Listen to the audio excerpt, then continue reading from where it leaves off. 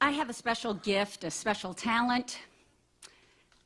Clothes talk to me. Oh, yeah. If we brought the lights up in here, we'd be looking around seeing people's clothes talking. And I know right now you think this skirt is telling its own story, too.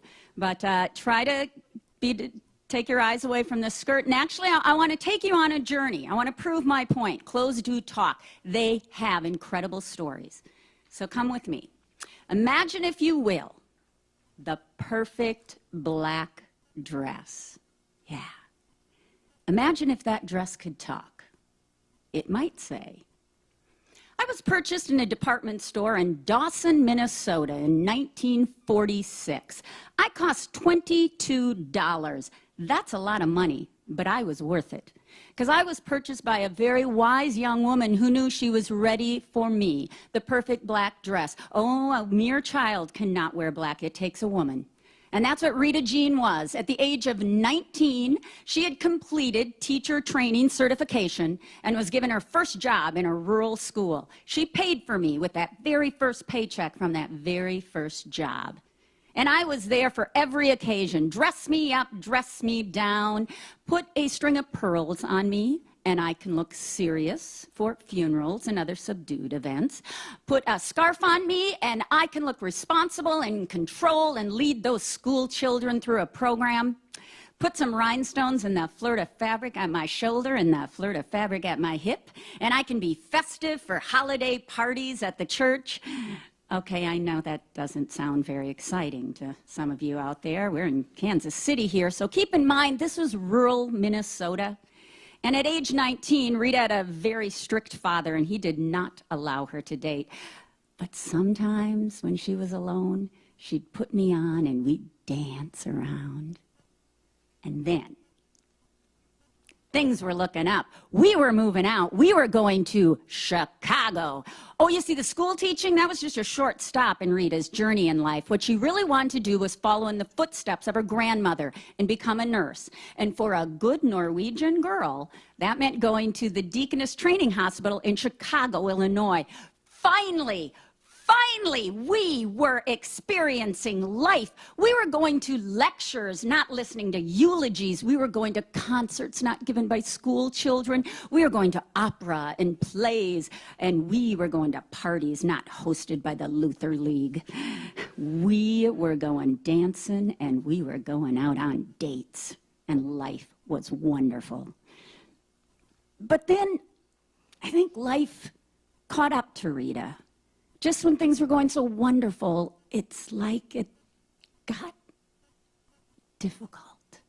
And she had, well, what they called back then was a nervous breakdown. She went crazy. She went nuts. And we were packed up and put on a train and sent back to Minnesota. Now, an instructor from her school went with her to make sure she would make the journey safe.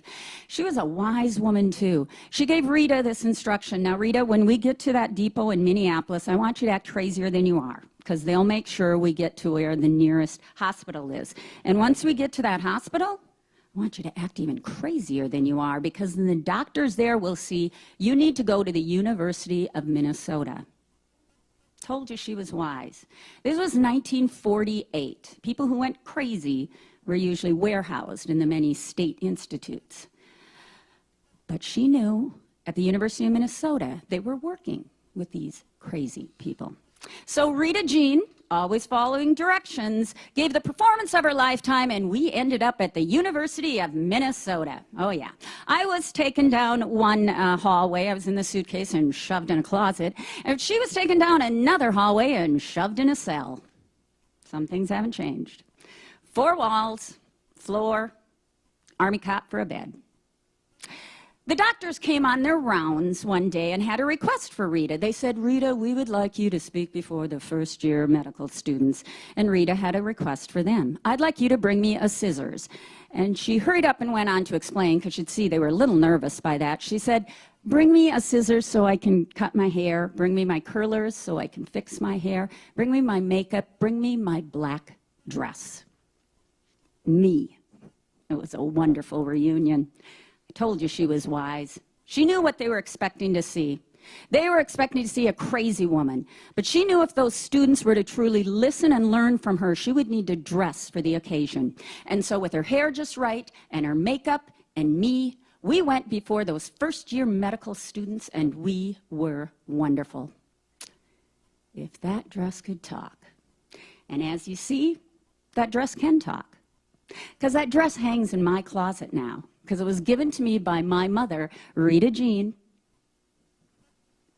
who always taught me the importance of dressing for the occasion.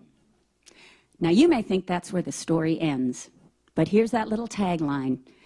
My mother, in growing up, was always very open about her diagnosis at the time and her journey.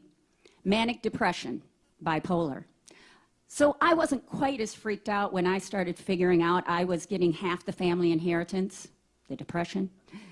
And I knew many of her stories, but this particular story, I didn't learn till later in her life. When she was in her 70s, I invited her into my classroom. I thought, this is great. With my mother, we'll do an exercise on ageism. I thought it went great. Afterwards, she was really quiet in my office and apologetic, and she said, oh, Mary, I am so sorry I ruined that for you. I didn't know what she was talking about. She went on to say how nervous she got standing in front of my class.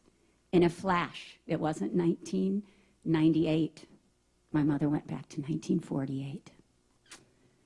That's why we need to keep telling these stories. As far as we've come, you'll hear from others, we've still got a long way to go. And so with the spirit of my mother, for the rest of this afternoon, I hope we all keep listening and learning. Thank you.